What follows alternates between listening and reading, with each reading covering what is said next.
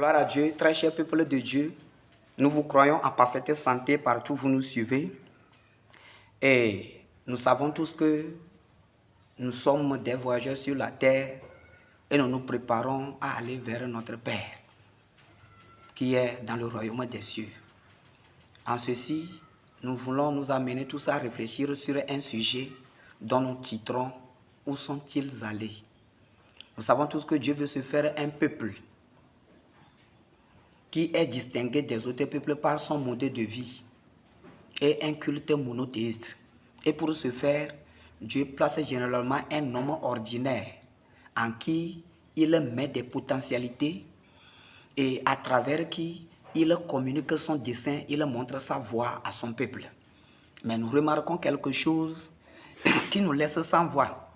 Parfois, nous remarquons que les enfants de ces propres grands hommes de Dieu ne suivent pas exactement leur papa en matière d'adoration, en matière de la connaissance de Dieu. C'est justement ce qui nous amène à porter notre choix ce matin sur ce grand homme de Dieu, ce serviteur, ce prophète et libérateur d'Israël en la personne de Moïse. Nous savons tous que Moïse a deux fils. Le premier s'appelle Gerson et le second s'appelle Eliezer, exactement cité dans le livre d'Exode chapitre 4 et le verset 20 et Exode chapitre 18 et le verset 3 et 4. Après, il y a un silence, il y a un calme total. Nous n'avons plus écouté le nom de ces enfants quelque part, ni dans le livre de Lévitique, ni dans le livre de Deutéronome, non plus dans le livre de... vous m'excusez, dans le livre de Lévitique, dans le livre de Nombre, ni dans le livre de Deutéronome. Pas d'un acte, pas de quelque chose à mentionner, parce qu'en réalité, ils n'ont rien fait. Où sont-ils réellement passés? De plus troublant encore, quelque chose se produisit vers la fin du ministère de notre patriarche Moïse qui nous arrête net. Dans exactement le livre de Nombre, chapitre 27, le verset 15 à 20, contre toute attente, la Bible révèle un nouveau nom, Josué, fils de Nun. Et ce n'est pas une simple révélation. Dieu a voulu que, à la fin du ministère de Moïse, ce grand homme de Dieu qui a divisé la mer en deux par un simple bâton, par la puissance de Dieu, qui a reçu les 10 commandements, qui a opéré beaucoup de miracles sur la terre païenne, quand il va aller à la fin de son ministère, la Bible nous révèle le nom de Josué, pas les fils de Moïse. Or, nous savons tous que Josué n'a rien à voir en matière de sang par Moïse. Et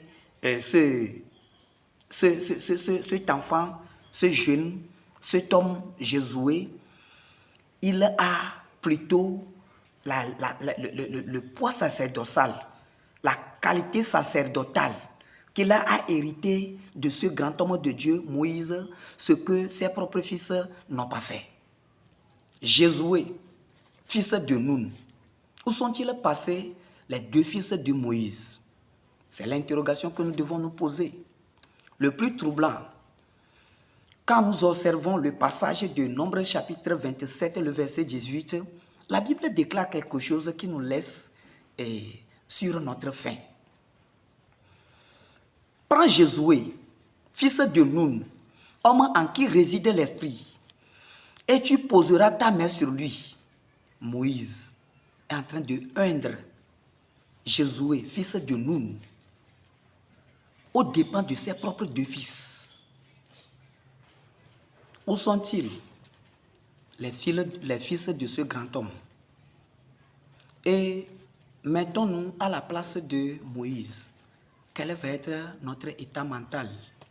Quel va être notre sentiment ce jour-là? Ça va être une culpabilisation personnelle ou bien une grande honte. Et mettons-nous encore à la place de ces deux fils qui sont en train de voir leurs propres parents, leur propre papa, oindre quelqu'un pour suivre le rôle sacerdotal. Quel va être le sentiment le jour-là? serviteur de Dieu, aujourd'hui, quelle est la situation de tes fils en matière de la connaissance de ceux d'Israël? Que nous passons tout notre temps à montrer aux autres, en utilisant toute notre capacité, tout notre nécessaire, tout ce que Dieu a mis en nous, à la recherche des bébés perdus d'Israël. Qu'en est-il du sort de notre propre famille, nos propres enfants, nos propres maisons, quand nous passons parfois les nuits blanches à préparer les messages, à aller prêcher, et tout ce que nous sommes en train de faire à l'église pour la cause de l'humanité, et laissons nos propres enfants, nos propres maisons dans une situation où nous ne savons pas comment l'exprimer. Très chers parents, reconnaissons-nous dans cette histoire, le pasteur aux plateformes, pendant que les enfants sont dehors, les pasteurs dans le jeûne et prière, pendant que ses fils sont dans les festins, pasteur, Bible en main, pour étudier et aller et nourrir spirituellement le peuple de Dieu, pendant que nos propres enfants sont avec les appareils regardant les comédies sur l'internet. Serviteurs de Dieu capables de faire les suivis des membres absents au culte et qui semblent ignorer sa propre maison. Que l'Éternel, grand roi, nous délivre avec sa main des méchants et qu'il nous sauve de sa main des violents, pour ainsi citer Jérémie 15 et le verset 20. Jusqu'ici, si nous croyons arriver au comble de cette histoire, nous nous trompons complètement. Parce que nous allons révéler quelque chose qui est plus encore dévastatrice. En suivant bien cette histoire, nous allons remarquer que tous ceux qui étaient nés en Égypte, avant de quitter pour prendre la route de Canaan, ne sont pas arrivés à Canaan, si ce n'est que Josué et Caleb. Attendons un instant et relisons exactement Nombre chapitre 14, le verset 30, où la Bible déclare: vous n'entrerez point dans le pays que j'ai juré vous faire habiter, excepté Caleb, fils de Jephunnée, et Josué, fils de Nun. Donc, les fils de Moïse, le plus grand prophète qui a fait de grandes choses, ne sont pas arrivés sur la terre de Canaan. Où sont-ils passés? Ils sont morts sur la route, comme d'autres peuples, d'autres enfants. Ce grand homme de Dieu, où sont-ils réellement passés? Moïse serait en train de voir ses propres fils périr sur la route, périr dans le désert, et serait incapable de faire quoi que ce soit. Quelle fatalité! L'église de Dieu commence à la maison, dans une petite famille, car c'est l'ensemble de celles-ci qui constituent l'église de Dieu qui se réunissent dans le temple. Et le grand prêtre se reconnaît par sa lignée sacerdotale. Mais le grand homme Moïse semble être échappé à cette situation où il a vu sa lignée périr. Au terme de notre réflexion, nous retenons ceci.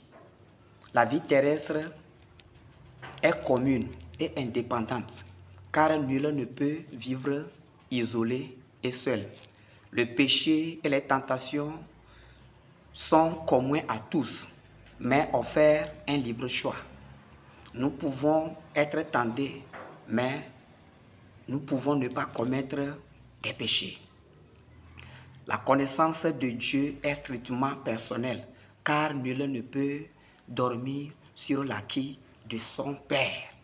Le salut est individuel et unique et exige un modèle de vie à l'image de celle de notre Seigneur Jésus.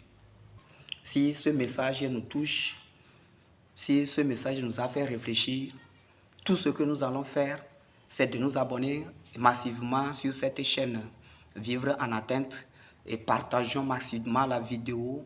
commentons cette vidéo, laissons le like pour permettre à YouTube d'envoyer ça à quelqu'un qui serait peut-être dans le besoin. Soyez tous bénis et que la main de Dieu se repose sur votre vie.